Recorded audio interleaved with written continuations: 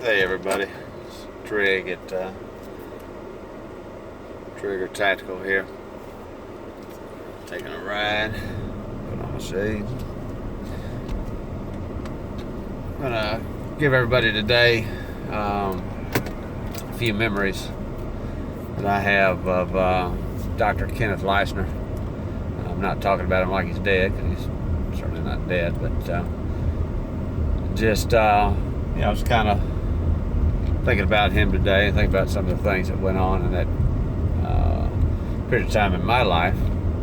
And certainly, you're talking now about 10 or 12 years back, more than that, really. And, a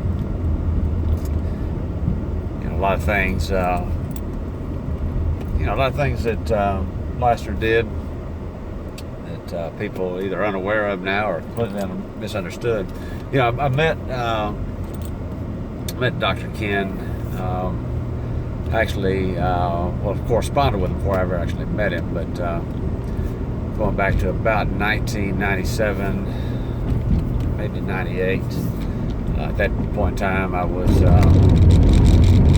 running the Garage Gym Iron page. That was my website, and of course, I had a forum on there. They called them BBS system back there, a bulletin board system, back in that day. These things were very, very primitive. Reddit looks like a digital masterpiece compared to what we were dealing with in the very beginning stages of the internet. And I had a little bodybuilding, powerlifting kind of message board, and it was kind of going strong. And up until that point in time, I don't think I'd ever heard of Kenneth Leistner. Certainly didn't know who he was. Had no relationship with him. Had never read anything by him.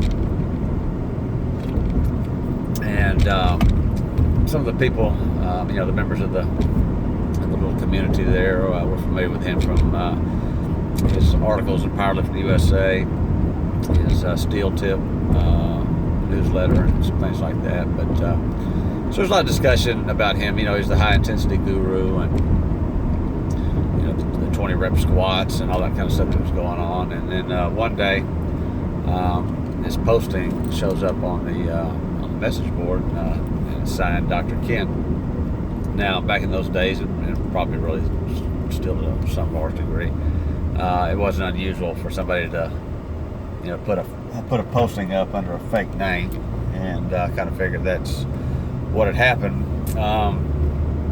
But at that time, Brooks Kubik, I'm sure some of y'all are familiar with him. He was pretty active on the message board. He had just come out with dinosaur training, and was kind of an established guy, a guy everybody's looking up to and talking to, and he was part of our little community there. So I emailed him and said, "Look, man, I know that you know Dr. Ken. Why don't you get in touch with him and let's see if this is really him? Because if it's not, I'm going to delete this posting." And lo and behold, it was actually him. And at that point in time, began a correspondence, and I dare say a friendship with Dr. Ken that lasted, several years. Benefited me greatly. May have helped him out. I don't know. Really can't say. But Doc, became part of that little community, Garage Gym Iron page. He was, one of the initial, kind of prominent people there.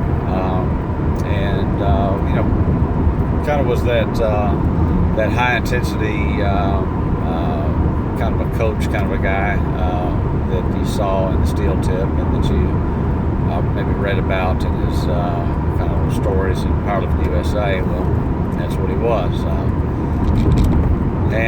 It's a real interesting, real neat, real generous guy. If you're hoping in this video there's going to be some sort of dirt or some sort of a story, Dr. Ken, did this or did that, and it was bad. Well, you're not going to hear it. I've got no stories like that, and if I did, which I don't, but if I did, I wouldn't tell you. It wouldn't be public, but it just doesn't exist anyway. So, it's a real decent guy, very, very generous guy. I remember kind of in the very beginning, back on that little BBS message board system, there was a guy, his name was James something, I can't remember his last name, but he would come on during the day when everybody was at work, and post all this obscene stuff, pictures of dead people. I mean, just all kind of crazy stuff, and really making a nuisance of himself. And we kind of put up with it for a while, deleted his posts, probably cussed him out online, whatever, the typical stuff. But he just started really getting out of hand. And so Patrick P.J. Street, his brother, Patrick P.J. Street, that's another guy. He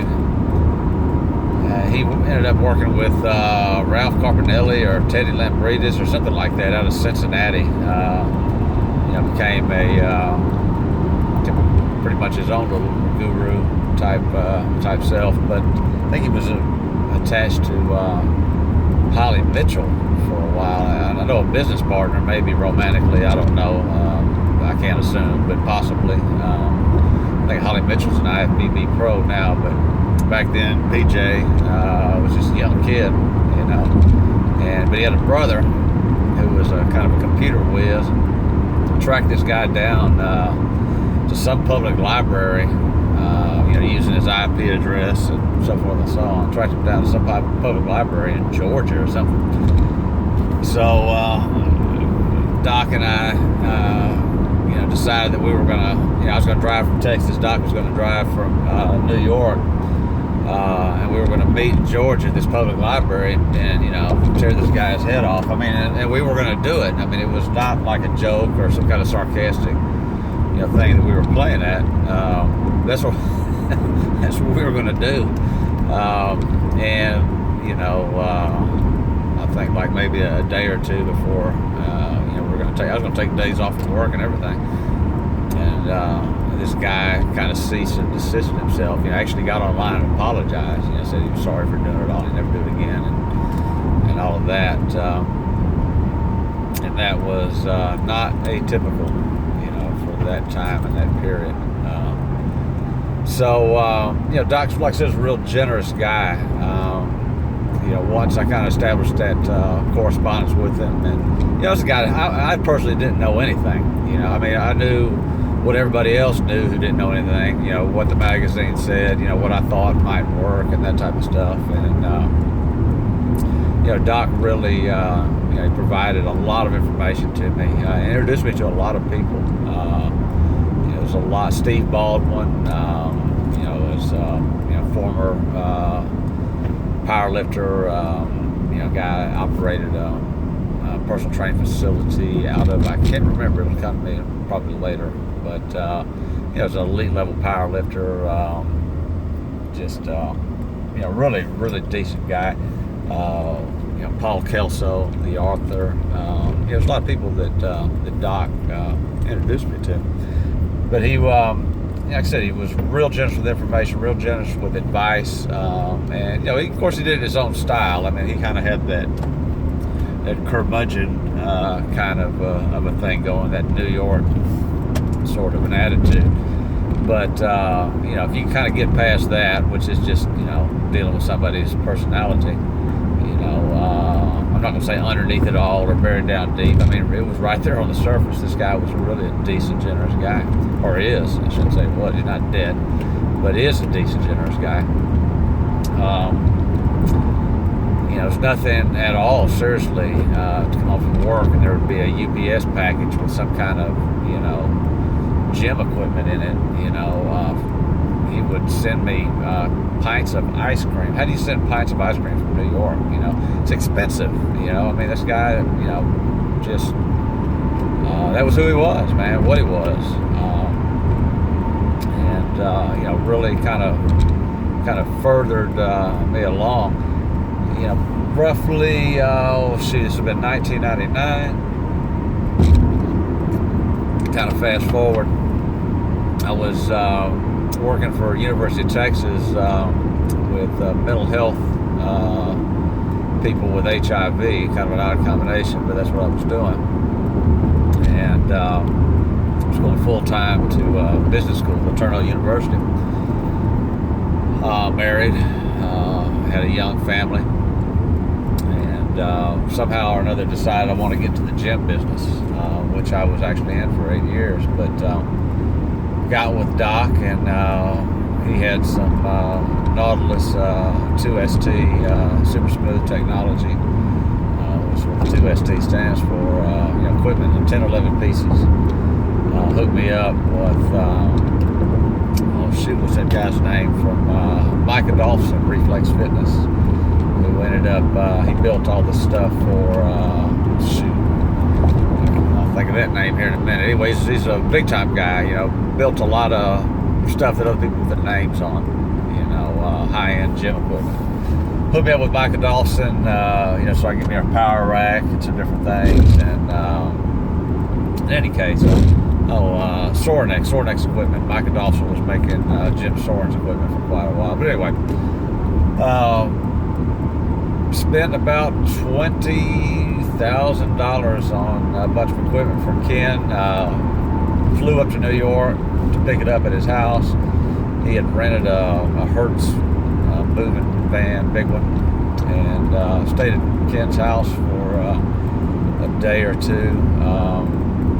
And learned about the stuff. He treated me real well. Took me to Peter Tattoo in New York, and ended up getting a tattoo.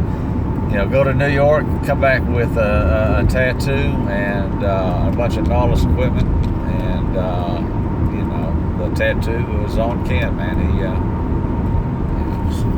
I think it's there it is right there. If you can see it, that's a Dr. Ken courtesy tattoo. Really, like I said, really decent guy. I can't hardly say it enough. He had his, I guess you call it his stepson. What his blood. He had 2 kids of his own, Saul and his daughter. His name escapes me. I'm getting old. It'll come to me in a little while. Were kind of his blood kids. I think maybe Saul might have been Kathy's, his wife. She was a top level power lifter in her day, a track and field star in college.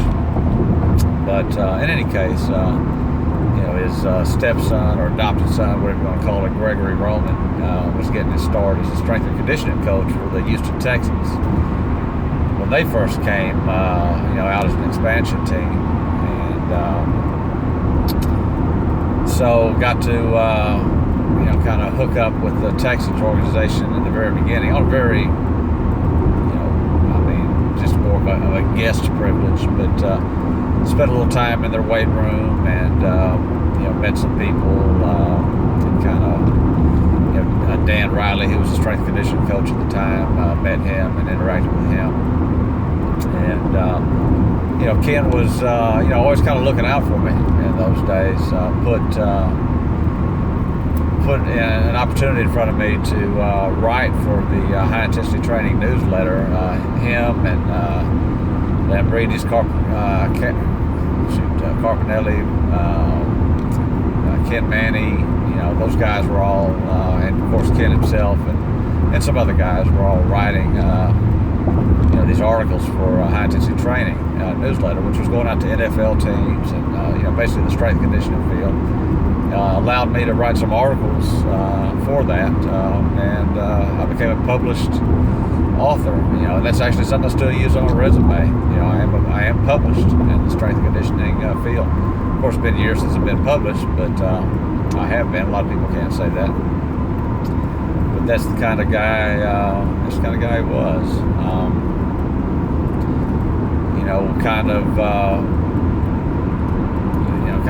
I guess not really fell out.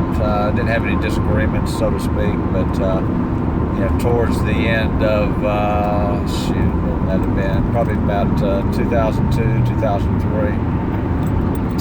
I was kind of going through a lot of marital issues, and kind of lost my own sense of who I was, and just kind of a dark period of my life. I just kind of backed out of life for a while to some degree, and at that point in time, I think just kind of parted ways, so to speak, with Ken, and not Again, not anything that he's done or even necessarily that I've done. It was just one of those things. But he's a good guy. Thinking about the with that whole deal with the 400-pound squat for 20 reps, it just suddenly popped in my mind. This whole deal, and a lot of people didn't believe that. I think he was at that time maybe in his 50s, 51, 52. I'm 50 now. He was older than me, and at the time of he's older than I am now. Obviously, he's older than me anyway. I'm just saying, at the time that he did this thing, he was older than I am now. But he's kind of doing this charity thing for this boys' home up there in Long Island or wherever, and they were going to do this tape and sell this tape and raise money for this boys' home. And so he was going to do 20 full squats at 400 pounds, and then let me see, what did he do? He did a straight-legged deadlift with, I can't remember what it was, over 300 pounds, and then he jumped and did Nautilus pullovers at whatever, and then he did some overhead presses at something pretty impressive. All of his body weight was 165, something like that at the time. He did the 20 rep squats. He did the straight-legged deadlifts. But and he's all doing this back to back. High rep stuff. I mean, no rest in between. Very much high intensity type stuff. Gets to the pullovers, and he starts to lose it. I mean, he's just running out of everything he can run out of by this time. And I want to say by the time he got the overhead press, he did 3 or 4 reps. And still, the weight that he was using, even though he did 3 or 4 reps, after doing all that, but although he only got 3 or 4 reps, I think he was planning on doing more than that. Still a very impressive weight, whatever he was using. But there's a lot of controversy. That stuff went out, various clips. I actually had 2 separate VHS tapes that my ex-wife got or kept or whatever. They probably don't exist anymore. But there's a lot of controversy. He was using fake plates. He had a squat suit underneath the sweats. All this kind of nonsense. And that's just not Ken. Believe me, he did everything that he did, and was disappointed in himself that he couldn't do more, and was fairly upset that people would doubt his integrity in doing all of that. So it was that kind of thing. But he was he was known for that hyper intense training, pushing people to their limits, and pushing himself to his own limits. He was a real intelligent, cutting edge guy. Had a very interesting and unique sense of humor, and just a decent all-around guy. That's just some memories, I'm sitting here thinking about it, of Doc. It may come up with more, may do another video, thinking about also guys like Paul Kelso, who was one that was introduced to me by Dr. Ken. And he's passed about a year ago at the time of today, and another really decent guy. As these memories come up, I may put them down. Most of these guys are forgotten. The people who remember them are old, or getting old, and some of these guys are moving on. So anyway, like I said, I may do another video like this of just things I remember or little incidents. And thank you for watching.